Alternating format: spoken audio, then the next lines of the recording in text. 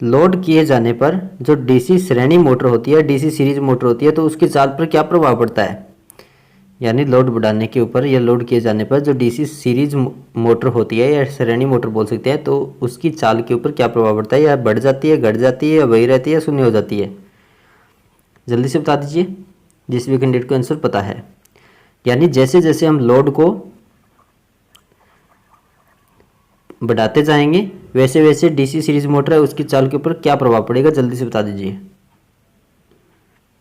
हाँ तो दोस्तों इसका आंसर हो जाएगा बी, यानी घटती जाती है। हमेशा आपको याद रखना है डीसी सीरीज मोटर को बगैर लोड नहीं चलाना चाहिए, क्योंकि उसके बाद हम जितना लोड लगाएंगे उतनी उसकी स्पीड को कंट्रोल कर पाएंगे या कम होगी। जैसे मतलब बगैर कोई लोड के हम डीसी सीरीज मोटर को चलाते हैं तो उसकी गति भयानक रूप से बढ़ जाती है। अगला हमारा क्वेश्चन 2 नंबर, इसका आंसर बताइए क्या होगा। डीसी मोटर का जो बैक ईएमएफ या पश्च ईएमएफ या पश्च विद्युत वाहक बल या बैक ईएमएफ या बैक विद्युत वाहक बल कुछ भी मान लीजिए, तो वो किसके ऊपर निर्भर करता है। आर्मेचर चालकों की जो संख्या होती है उनके ऊपर, या मोटर की चाल के ऊपर, या चुंबकीय क्षेत्र की सामर्थ्य पर, या इन सभी पे। कौन सा आंसर होगा। मोस्ट इंपॉर्टेंट क्वेश्चन है आप सभी के लिए ये, जितने कैंडिडेट्स देख रहे हैं। जो डीसी मोटर होती है उसका बैक ईएमएफ किसके ऊपर निर्भर करता है।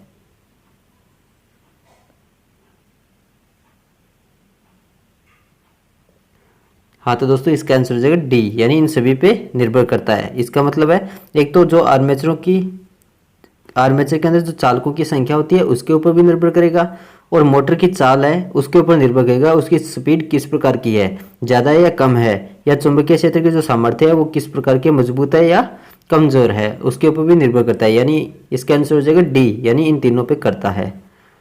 अगला हमारा क्वेश्चन है दोस्तों 3 नंबर, इसका आंसर बताइए क्या होगा। ये भी बहुत ज़्यादा इंपॉर्टेंट है, टेक्निकल हेल्पर में पूछा गया था। एक 220 वोल्ट डीसी मशीन में शंट क्षेत्र प्रतिरोध 440 ओम दे रखा है, तो निम्न में से कौन सा शंट क्षेत्र का करंट होगा। यानी आई बताना है आपको शंट क्षेत्र में कितनी होगी। आपको वोल्टेज दे रखी है 220 और रेजिस्टेंस दे रखा है 440। जल्दी से बता दीजिए निकाल के कौन सा आंसर होगा।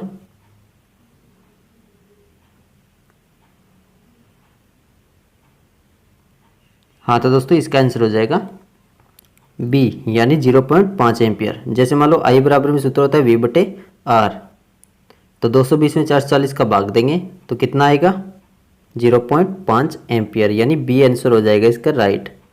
अगला हमारा क्वेश्चन दोस्तों 4 नंबर, इसका आंसर बताइए क्या होगा। डीसी मोटर में विकसित या जो उत्पन्न होने वाला आघूर्ण होता है या टॉर्क होता है वो किसके ऊपर निर्भर करता है। डीसी मोटर में विकसित बल आघूर्ण या टॉर्क किसके ऊपर निर्भर करता है। चुंबकीय क्षेत्र के ऊपर, या आर्मेचर में जो उत्पन्न होने वाली धारा होती है उसके ऊपर, या गति पर, या चुंबकीय क्षेत्र एवं आर्मेचर की धारा पर। कौन सा आंसर होगा दोस्तों, जल्दी से बता दीजिए। ये भी मोस्ट इंपॉर्टेंट है आप सभी के लिए। डीसी मोटर में विकसित होने वाला बल आघूर्ण किसके ऊपर निर्भर करता है। हाँ तो दोस्तों इसका आंसर हो जाएगा डी, यानी चुंबकीय क्षेत्र एवं आर्मेचर धारा के ऊपर। अगला हमारा क्वेश्चन है 5 नंबर, इसका आंसर बताइए क्या होगा।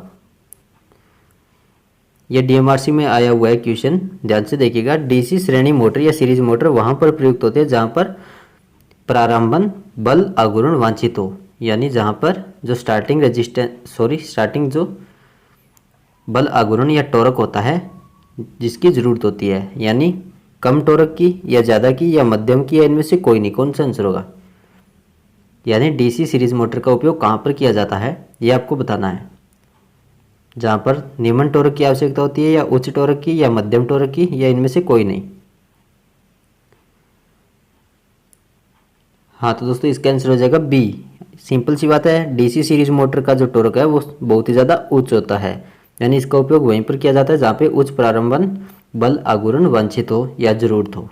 अगला हमारा क्वेश्चन है 6 नंबर, इसका आंसर बताइए क्या होगा। भारतवर्ष में एक फेज की जो लाइटिंग सर्किट वोल्टेज होती है उसकी स्टैंडर्ड वर्किंग वोल्टेज का मान कितना होता है। जल्दी से बता दीजिए। 220 वोल्ट, 230 वोल्ट, 240 वोल्ट, या 250 वोल्ट। यानी जो स्टैंडर्ड वर्किंग वोल्टेज होती है उसका मान पूछा गया है। भारतीय नियमों के अनुसार कितना होना चाहिए। मोस्ट इंपॉर्टेंट क्वेश्चन है ये भी, कई बार एग्जाम से पूछा गया है। जल्दी से बता दीजिए जिस भी कैंडिडेट को आंसर बताए। हाँ तो दोस्तों इसका आंसर हो जाएगा सी, यानी स्टैंडर्ड जो वर्किंग वोल्टेज है उसका मान 240 वोल्टेज होना चाहिए भारतीय नियमों के अनुसार। अगला हमारा क्वेश्चन 7 नंबर, इसका आंसर बताइए क्या होगा। उच्च आवृत्ति के लिए उपयुक्त होने वाले जो ट्रांसफार्मर्स होते हैं वो कौन से पदार्थ के बनाए जाते हैं, म्यू मेटल के, फेराइड्स के या मॉन मेटल के या उपयुक्त में से कोई नहीं। जल्दी से बता दीजिए। उच्च आवृत्ति के जो ट्रांसफार्मर्स बनाए जाते हैं वो कौन से पदार्थ के होते हैं।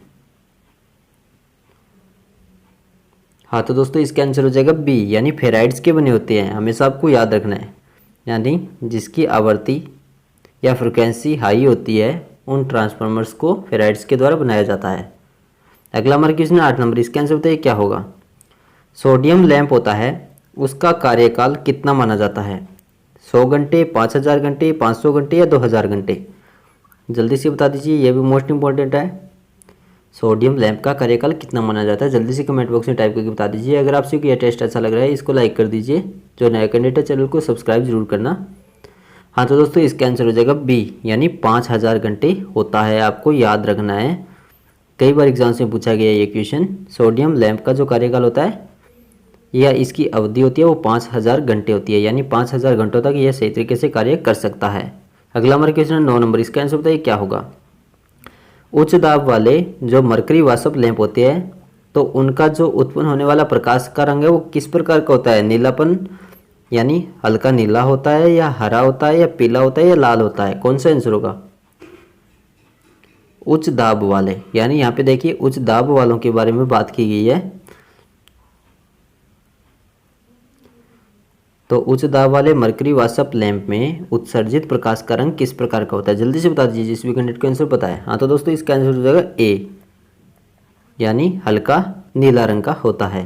अगला हमारा क्वेश्चन 10 नंबर, इसका आंसर बताइए। ये भी बहुत ही ज़्यादा इंपॉर्टेंट है, लगभग एग्जाम से पूछा जाता है। ACSR चालक में स्टील तार का क्या कार्य होता है, उच्च वोल्टता सहन करने की जो क्षमता होती है या कोरोना का प्रभाव कम करना या अतिरिक्त यांत्रिक सामर्थ्य प्रदान करना या लाइन की जो धारिता होती है उसको बढ़ाकर शक्ति गुणक या पावर फैक्टर को सुधारना, कौन सा आंसर होगा।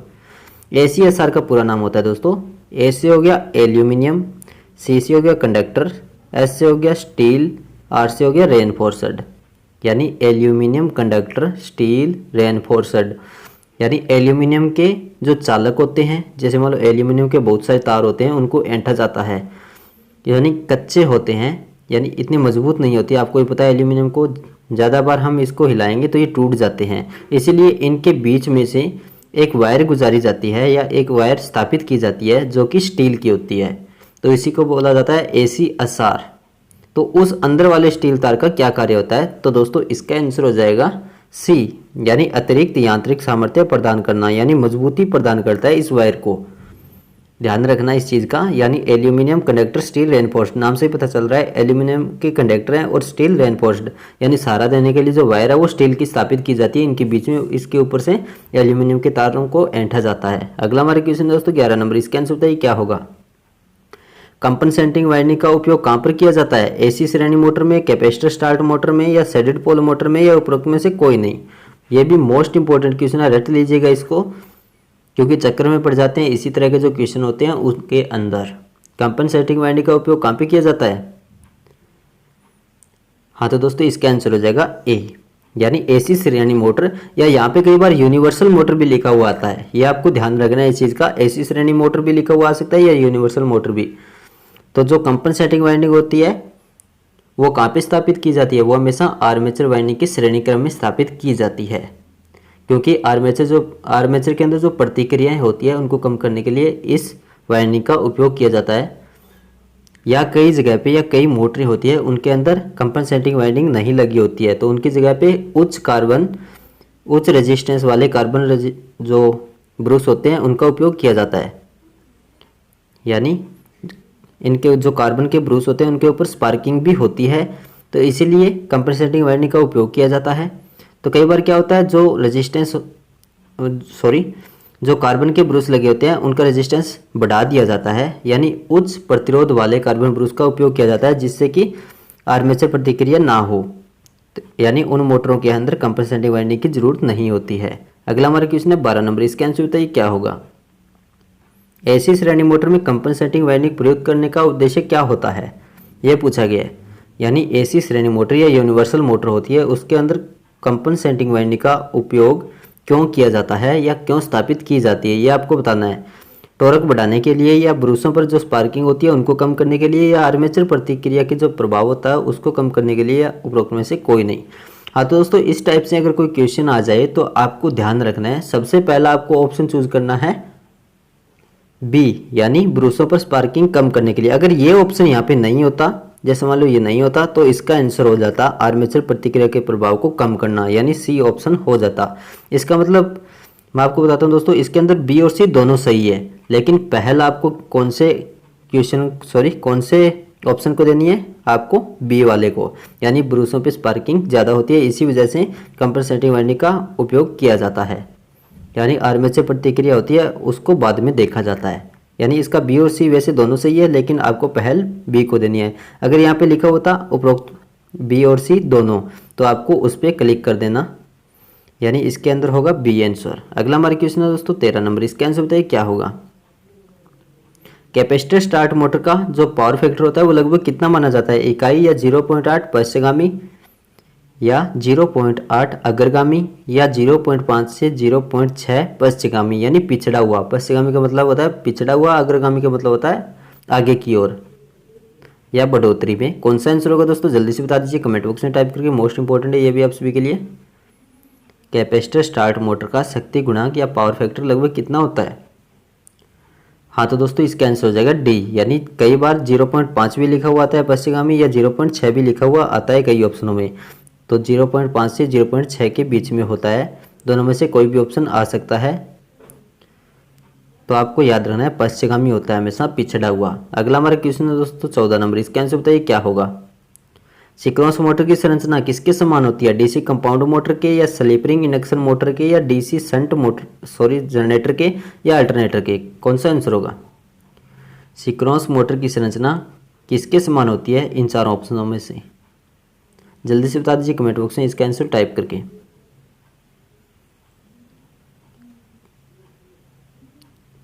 हाँ तो दोस्तों, इसका आंसर हो जाएगा डी, यानी हमेशा अल्टरनेटर के समान होती है सिंक्रोनस मोटर की, या तुल्यकालिक मोटर होती है उसकी संरचना। जो अल्टरनेटर्स होते हैं उनको सप्लाई देके हम सिंक्रोनस मोटर की तरह चला सकते हैं। अगला हमारा क्वेश्चन है 15 नंबर, इसका आंसर बताइए क्या होगा। अल्टरनेटर का जो शक्ति गुणांक होता है, पावर फैक्टर होता है, वो किसके ऊपर निर्भर करता है, तामर हानियों पर, या भार पर, यानी लोड पर, या करोड़ हानियों पर, या रोटर की गति पर। कौन सा आंसर होगा, यह भी मोस्ट इंपॉर्टेंट है, जल्दी से बता दीजिए। अल्टरनेटर का पावर फैक्टर किसके ऊपर निर्भर करता है। हाँ तो दोस्तों, इसका आंसर हो जाएगा बी, हमेशा लोड के ऊपर निर्भर करता है। अगला हमारा क्वेश्चन है 16 नंबर, इसका आंसर बताइए क्या होगा। अल्टरनेटर की गति बढ़ाने पर आवृत्ति के ऊपर क्या प्रभाव पड़ता है, घटती है या बढ़ती है, या अपरिवर्तित रहती है, या उपरोक्त में से कोई नहीं।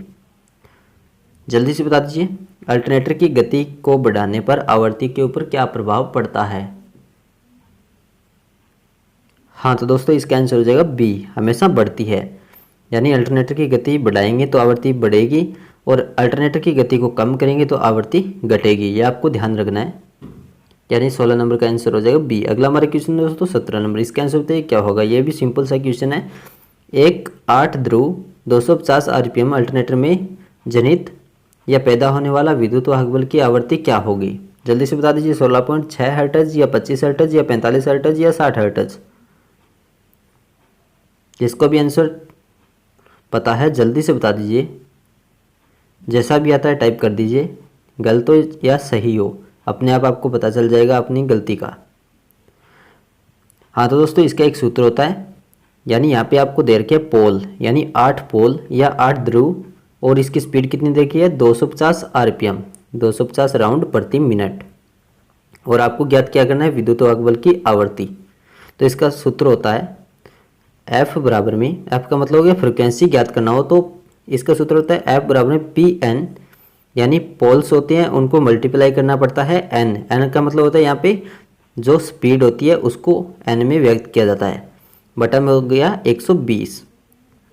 तो हमें फ्रीक्वेंसी याद करनी है, पी का मान रख दीजिए 8 हो गया, एन का मान हो गया 250 बटा में आ गया 120। 0 से 0 काटा, 8 से काट दिया, सॉरी 4 से 2, 4 से 3, 25 दूआ 50, 50 में 3 का भाग देंगे तो इसका आंसर आ जाएगा दोस्तों 16.6 हर्ट्ज, यानी ए आंसर हो जाएगा इसका राइट। समझ में आ गया होगा आप सभी को। यानी इसका सूत्र आपको याद रखना है हमेशा, F बराबर में पी एन बटा में 120। अगला हमारा क्वेश्चन दोस्तों 18 नंबर, इसका आंसर बताइए क्या होगा। बेलनाकार जो रोटर होता है उसकी गति लगभग कितनी होती है। अल्टरनेटर की बात की गई है यहाँ पे। अल्टरनेटर के अंदर जो बेलनाकार प्रकार का रोटर होता है उसकी गति लगभग कितनी मानी जाती है ऊपर में, यानी सबसे ज़्यादा गति कितनी हो सकती है बेलनाकार रोटर की, ये पूछा गया है इस क्वेश्चन में। जल्दी से बता दीजिए, मोस्ट इंपॉर्टेंट क्वेश्चन है ये। हाँ तो दोस्तों इसका आंसर हो जाएगा डी, यानी 3000 राउंड प्रति मिनट। इससे ऊपर नहीं हो सकती बेलनाकार रोटर की, और कम से कम कितनी हो सकती है इसकी 1500 आरपीएम, यानी 1500 से 3000 के बीच में होती है। चलिए दोस्तों बता देता हूँ आपको इन रोटरों के बारे में। सबसे पहले हम बात करते हैं जो अल्टरनेटर्स होते हैं उनके अंदर रोटर की। तो अल्टरनेटर का जो चुंबकीय क्षेत्र होता है उसको स्थापित करने वाला भाग रोटर कहलाता है। आपको इतना तो पता ही होगा। रोटर के ऊपर हमेशा क्षेत्र क्वाइल्स या फील्ड क्वाइल्स को स्थापित किया जाता है और उन्हें एक पृथक डीसी जनरेटर या शंट या कंपाउंड प्रकार का हो सकता है, तो उस डीसी सप्लाई से जोड़ा जाता है या डीसी सप्लाई वो प्रदान की जाती है। ये आपको ध्यान रखना है। रोटर होते हैं 2 प्रकार के हमेशा अल्टरनेटर में, ये लगभग एग्जाम्स में क्वेश्चन पूछा जाता है। अल्टरनेटर में कितने प्रकार के रोटर होते हैं, 2 प्रकार के। कौन कौन से होते हैं, एक होता है सैलिएंट पोल प्रकार का, दूसरा होता है बेलनाकार प्रकार का। हाँ तो दोस्तों पहला देखते हैं हम सैलिएंट पोल टाइप रोटर। तो यह रोटर निम्न एवं मध्यम घूर्णन गति वाले अल्टरनेटर्स में प्रयोग में लिया जाता है। जहाँ पे हमें कम गति की या मध्यम गति की आवश्यकता हो वहीं पर इन रोटरों का उपयोग किया जाता है, हमेशा आपको ध्यान रखना है। और इसे बनाने के लिए स्टील स्टैंपिंग्स का प्रयोग किया जाता है और इसमें क्षेत्र कॉइल स्थापित करने के लिए हमेशा पर्याप्त स्थान बना होता है और उत्पन्न ऊष्मा के विसरण के लिए भी अधिक क्षेत्र उपलब्ध होता है, यानी खाली जगह बहुत ज़्यादा होती है। इस रोटर के अंदर खांचे कटे होते हैं और यह रोटर गति करते समय अधिक शोर पैदा करता है, ये आपको ध्यान रखना है। यानी कई बार ऐसे भी पूछा जाता है कि अल्टरनेटर के अंदर कौन से प्रकार का रोटर होता है जो अधिक शोर पैदा करता है, तो इसका आंसर देना है आपको सैलिएंट पोल टाइप। और इसमें 6 से 40 तक पोल्स होते हैं और इसका जो उपयोग है वो 375 से 1000 राउंड प्रति मिनट तक किया जा सकता है। यानी कम से कम स्पीड कितनी होनी चाहिए, 375, ऊपर से ऊपर 1000 राउंड प्रति मिनट घूर्णन गति वाले हाइड्रो अल्टरनेटर्स में किया जाता है इसका उपयोग, ये आपको ध्यान रखना है। अगला हमारा क्वेश्चन 2 नंबर होता है बेलनाकार पोल रोटर या सिलेंड्रिकल पोल टाइप बोला जाता है जिसको। तो यह रोटर उच्च घूर्णन गति वाले अल्टरनेटर्स में प्रयोग किया जाता है और इसकी लंबाई अधिक होती है, और व्यास कम होता है। और जो सैलिएंट पोल टाइप वाला था उसकी लंबाई कम होती है और व्यास ज़्यादा होता है, यानी वो इसका उल्टा होता है, विपरीत होता है। और यह ठोस स्टील का बनाया जाता है और इस फील्ड वाइंडिंग स्थापित करने के लिए इसकी परिधि पर खांचे बने होते हैं और इसकी घूर्णन गति होती है 1500 से 3000 राउंड प्रति मिनट के बीच में, तथा आउटपुट होती है इसकी 50,000 किलो वोल्ट एम्पियर से 2 लाख किलो वोल्ट एम्पियर के बीच में। और इसका उपयोग स्टीम टर्बाइन्स अल्टरनेटर्स तथा टर्बो अल्टरनेटर्स में किया जाता है। तो दोस्तों आपको समझ में आ गया होगा, जो अल्टरनेटर्स होते हैं उनके अंदर 2 प्रकार के रोटर स्थापित किए जाते हैं। पहला होता है सैलिएंट पोल टाइप, दूसरा होता है सिलेंड्रिकल पोल रोटर, यानी दोनों आपको ध्यान रखने हैं।